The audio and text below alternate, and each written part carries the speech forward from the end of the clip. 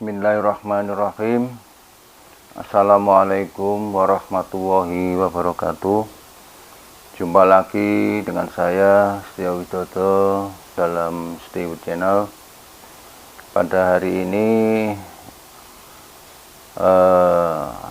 saya bersyukur karena masih diberikan kesehatan maupun kesempatan untuk bisa melanjutkan penayangan penemuan-penemuan dengan video YouTube. Mudah-mudahan bapak-bapak, ibu-ibu sekalian, para pemirsa juga diberikan rahmat dan hidayah serta kesehatan selalu. Amin amin ya rabbal alamin. Pada hari ini saya akan jelaskan atau tunjukkan bagaimana untuk video saya yang keempat ini dalam temuan yang ketiga, yaitu motor bekas. Oke, untuk mempersingkat waktu akan saya jelaskan, yaitu pertama, motor bekas itu terdiri dari dua bagian utama, yaitu sirip anak dan sirip induk. Adapun sirip anak terdiri juga dari 4 bagian penjudut 1, 2, 3, 4, di mana pada sisi kiri dan sisi kanan itu terdapat 4 daripada bekas. Ini sudah cukup lama umurnya, jadi agak jelas kan itu ya. Bapak-bapak, ibu-ibu yang dimuliakan oleh Allah, motor bekas ini adalah sebuah motor di mana fungsi dan kerjanya itu dipengaruhi oleh kekuatan daripada bekas. Fungsinya yaitu sebagai pembangkit energi. Cara kerjanya di mana bekas sisi kiri dan sisi kanan ini akan bekerja bersama-sama untuk mendorong pada bagian belakangnya, dan proses pendorongan atau pelepasan energi pada sisi depannya ini menghasilkan gerak. Karena apa? Karena harus dipadukan dengan ini sirip induk. Tapi karena keterbatasan saya selaku penemu, yang mana sebenarnya ini sudah saya risetkan sekitar 4,5 tahun ya kan, 4,5 tahun.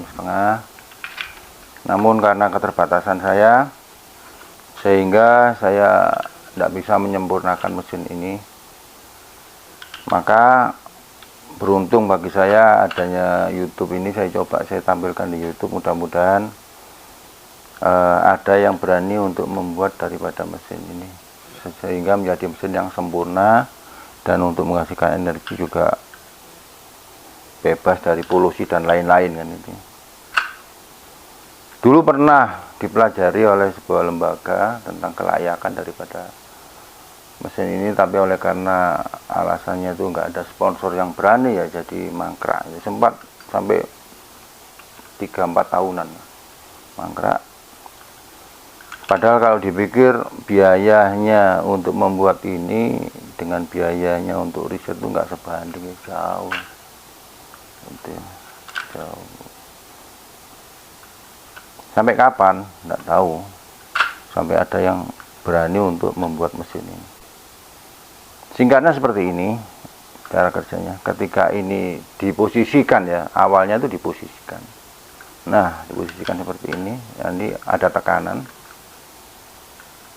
Pertama itu seperti ini, ada tekanan. Dan ketika ini ditekan, dipasangkan di sini. Itu. Satu sirip ini, satu sirip induk ini akan mempunyai pasangan kerja sebanyak 5 daripada sirip anak. Gampang-gampangannya gitu ya, saya sendiri juga bingung untuk kasih nama ini apa namanya. Kemudian ketika ini didorong satu, maka pengungkit ini akan naik. Ketika terdorong naik. Karena apa naik? Karena ini ada close. Nah, ini ada plus sehingga dia naik. Ketika lepas dia turun. Nah, naiknya ini itu mengangkat daripada pengungkit pegasnya. Begitu pengungkit pegas terangkat, akan ditransmisikan ke pendorong sirip, dan di pendorong sirip nantinya itu akan dibuang ke belakangnya sebelah sini ya. Untuk lebih jelasnya akan saya terangkan, kebetulan saya juga bawa gambarnya mengenai cara kerja dan barangnya itu bagaimana gitu ya. Saya coba tunjukkan gambarnya ya. Yang pertama itu sirip anak. Kalau bentuk lengkapnya itu seperti ini. Bentuk lengkapnya seperti ini. Kemudian ini ada bagian pengungkit. Satu ini pengungkitnya. Ini bagian daripada pengungkit, terus tampak daripada depan ya ini ya. Ini tampak samping. Pengungkit pegas, ini pendorong di sini. Ini nyatu seperti ini ya, nyatu loh. Begitu ini terangkat, kemudian ini ada pengunci di sini, ini ada pengunci. Ini begitu lepas, ini yang terangkat. Nah, seperti itu. Begitu maksimum, segini sudah maksimum. Sedikit itu sudah maksimum. Terus dia lepas. Lepas ganti yang sini yang bekerja. Terus bergantian. Gak akan berhenti sampai rusak gitu. Kemudian seperti ini ya posisinya ketika ini terlepas, dan ini posisi 1. Posisi awalnya itu 0 sini, ini posisi awal 0, kemudian diangkat sekitar 73 derajat, mengunci, baru ini terbuka, baru sekitar 25 derajat itu dia terlepas, udah maksimum. Jadi dari 73 derajat pemakaian pegas itu masih cuma dipakai 25, artinya tersisa sekitar 50. Nah 50 itu ditransmisikan sebagai power tambahan itu di depannya. Jadi kalau penjelasannya di sini mungkin terlampau singkat, saya harus menjelaskan ya. Banyak hal-hal yang mesti harus dipelajari secara mendalam tentang mesin ini. Seperti ini komponen dasarnya, ini batang pengungkit, yaitu ini batang pengungkit. Ini batang pendorong. Ini posisi daripada batang stat. Batang stat itu yang kecil ini. Nah, ini batang stat. Ini posisinya seperti ini di sini, untuk mengawali pergerakan awal. Dan ini tampak samping semua keseluruhan. Adapun yang kedua yaitu saya tampilkan balok induknya, sirip induknya, yaitu ini sederhana ya, terbagi dalam 24 sirip, ada 24 sirip di sini. Nah, untuk ini pengungkitnya, kiri dan kanan, kiri dan kanan. Jadi satu ini berpasangan, dengan nanti bekerjanya berpasangan dengan ini posisi 1, dan posisi 0 nanti berpasangan dengan yang belakangnya ini. Nah, ini belakangnya posisi 0. Ini yang pasangan daripada bentuk dasar ini. Gambar ini adalah bentuk dasar daripada ini. Yang ini nanti akan menyenggol, membentuk daripada close, yaitu bentuknya seperti ini close-nya. Ini menempel daripada dinding motor, dinding keseluruhan motor. Itu close-nya itu. Semua bahan ini memang harus presisi, harus dibuat dengan presisi, nggak bisa dibuat dengan tangan ya, sederhana. Karena mustahil lah. Ada sebuah putaran terus ada lubang ini meleset 1 mili aja dah, atau 1/4 mili aja udah nggak mau kerja. Nah ini yang menjadi kerumitan saya. Nah kalau saya hitung itu bisa close itu 5 titik ya. Kebetulan ini 6 tapi 5 kayaknya. Kalau 6 ini kebanyakan, jadi Tapi lebih baik diberi 5 saja supaya masing-masing kincir itu bisa saling berpadu ya. Ketika ini rendah, sebelahnya tinggi kan gitu. Atau sebelahnya lagi rendah, sebelahnya tinggi gitu. Saling backup. Sehingga kincir ini nantinya berputar atau mesin ini akan berputar lebih stabil apabila diberikan pasangan kerja sebanyak 5, bukan 6. Kalau 6 itu simetris. Jadi sebaliknya itu 5. Cara kerjanya sebagai berikut. Mohon maaf ya, kiranya kalau saya mesti harus putus-putus untuk penjelasannya ini karena sudah lama banget ini, sudah lebih 19 tahunan ya. Tidak pernah saya pegang atau saya pelajari, itu barusan ini aja saya buka. Baik, saya mulai dari posisi 1A. Saya agak lupa ingat ini. Ini 1A1. Nah, posisinya yaitu titik as ini ketika sejajar dengan posisi sirip. Nah, ini siripnya yang bisa di sini. Nah, sejajar dengan ini. Posisi A ini, A1. Kemudian kita berpindah ke posisi A2. Masih sejajar posisinya. Garis ini masih sejajar. Seperti ini. Dimana lengan pendorong ini, lengan pengungkit ini masih berpasangan dengan yang mengangkat ya kan, yang mengangkat daripada ini. Tapi atas dorongan apa kok dia bisa mengangkat? Atas dorongan ini. Mungkin nah, kalau dibayangkan ini terakhir di ujung. Nah, di ujung ini terakhir ini posisi start. Ini. Gitu. Kemudian berpindah kedua, ini masih posisi ini sudah mulai terlepas. Ini sudah terlepas. Nah, ini musuhnya di 1 ini ya kan. Yang bekerja apa? Wong ini lepas kok. Yang bekerja adalah batang daripada start. Ini batang start. Nah, setelah ini terlepas, batang start yang bekerja. Nah, itu. Kemudian pindah ke posisi 1B. Tetap posisinya sejajar, cuman ini sirip anaknya ini sudah berubah. Awalnya ini di dalam, posisi 1A1 ini kan masih di dalam. Ini garis ini kan masih di dalam. Jadi ini ujung ini masih di dalam daripada sirip. Kemudian ini juga masih mundur gitu saja. Tapi tetap masih di dalam. Barulah ini sudah keluar 1B. Nah, ini 1B sudah keluar. Tapi batang start ini masih mendorong. Kenapa dia itu kok saya katakan sebagai pembangkit energi tambah bahan bakar? Karena kalau kita hitung ini titik 0, ya kan? Ini titik 1 atau titik A, sedangkan ini titik B. Titik A itu sebagai hambatan. Dan titik B itu sebagai pendorong, di mana titik B itu ujung daripada sirip induk.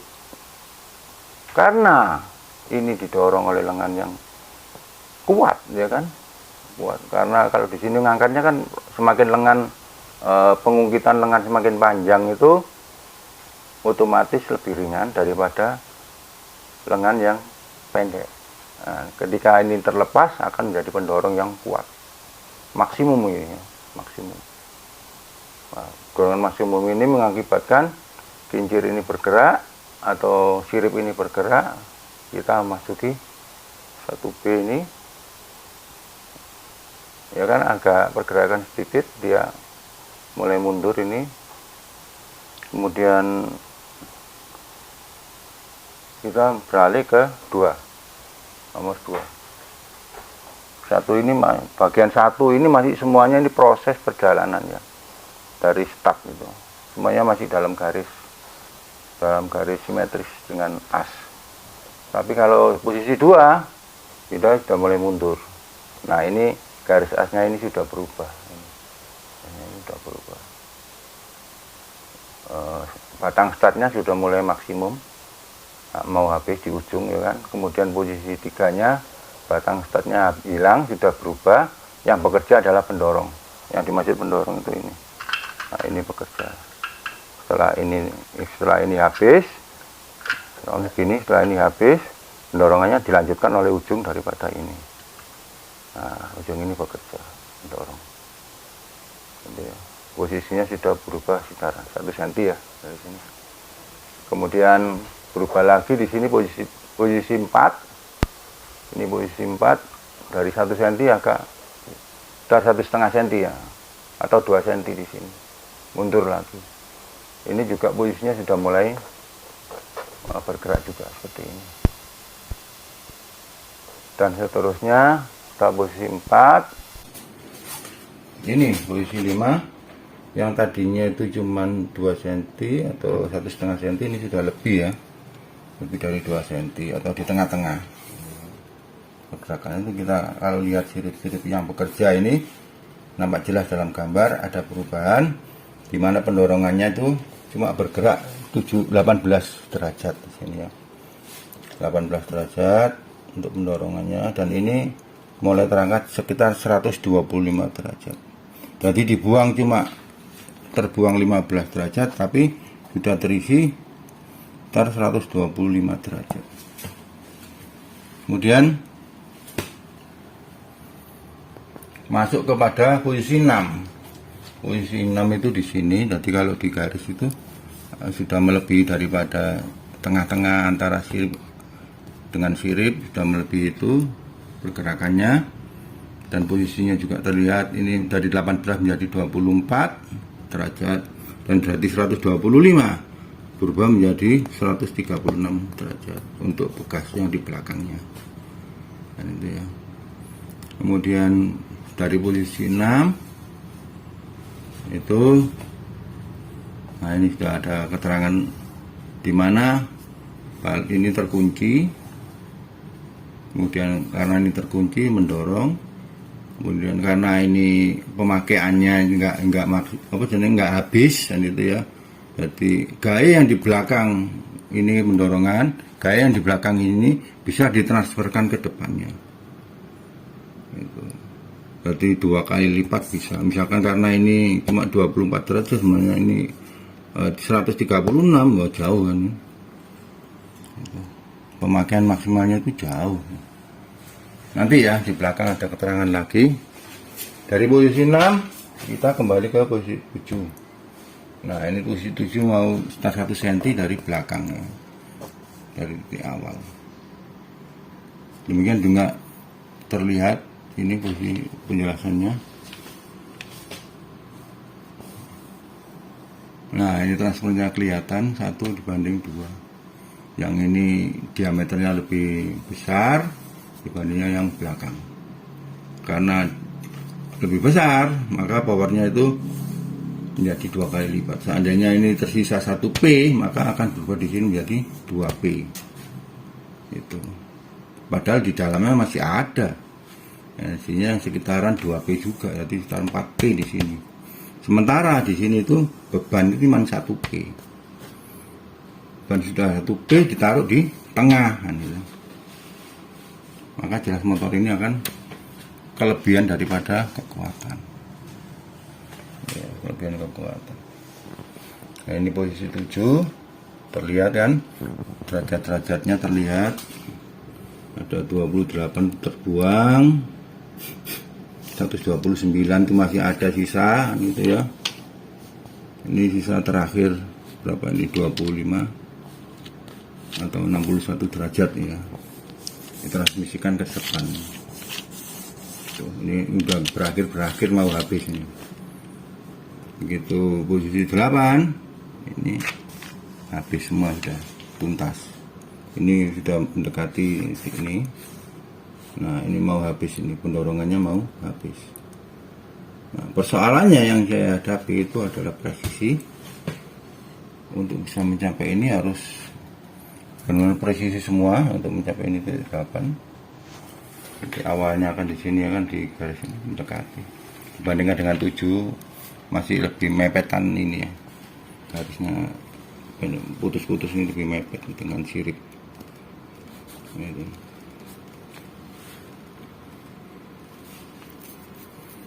saking rumitnya ini persoalan ini sehingga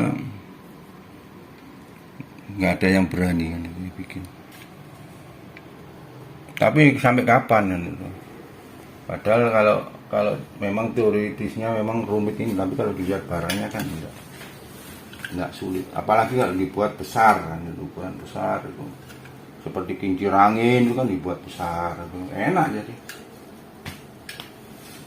Misalkan untuk membuat, kalau seperti ini kan gaya gesernya masih terlihat. Bagaimana kalau ujungnya dikasih dengan roda karet supaya licin kan gitu.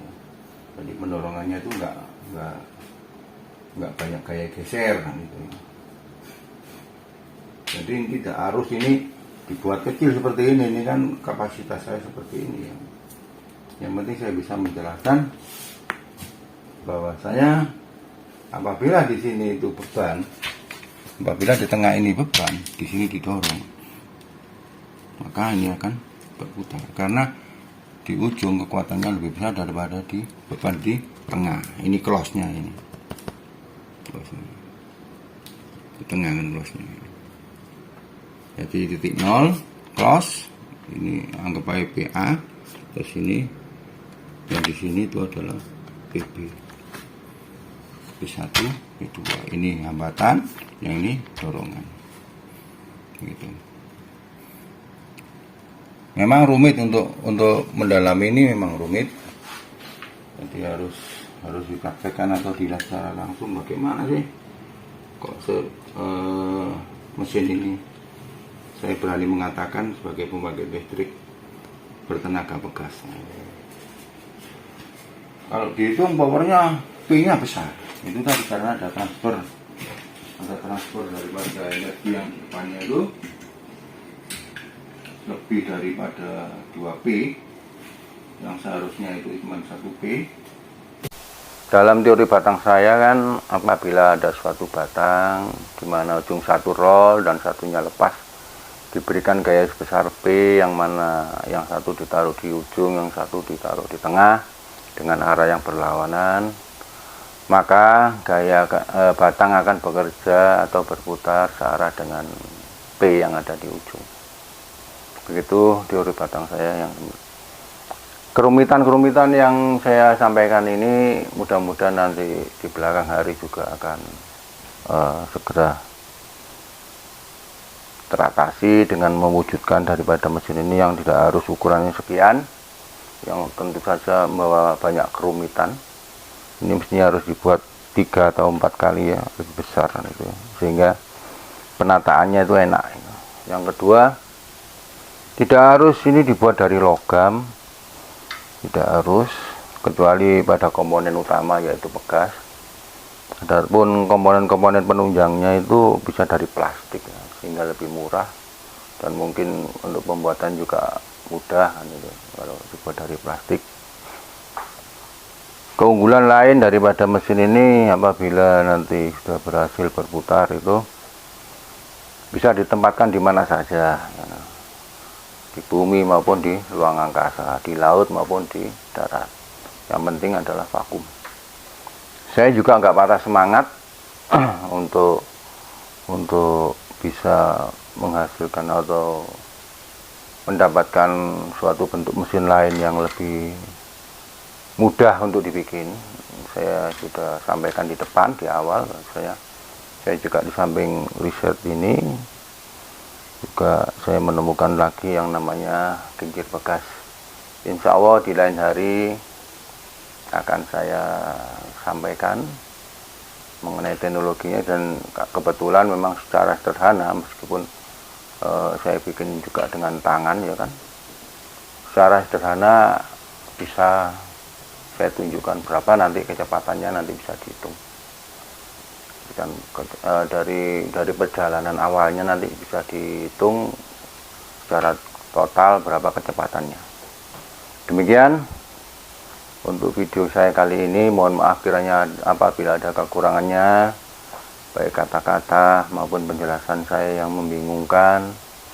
Saya mohon maaf, memang ini hal yang baru dan waktu yang juga cukup lama saya menyimpan, sehingga saya sendiri juga mulai lupa. fungsi masing-masing daripada komponen ini. Mudah-mudahan bapak-bapak, ibu-ibu, saudara sekalian yang menyaksikan video YouTube saya hari ini, mudah-mudahan selalu dalam lindungan Allah SWT, dilimpahkan rezekinya dan dimudahkan segala urusannya. Amin amin ya rabbal alamin. Wabillahi taufiq wal hidayah. Wassalamualaikum warahmatullahi wabarakatuh.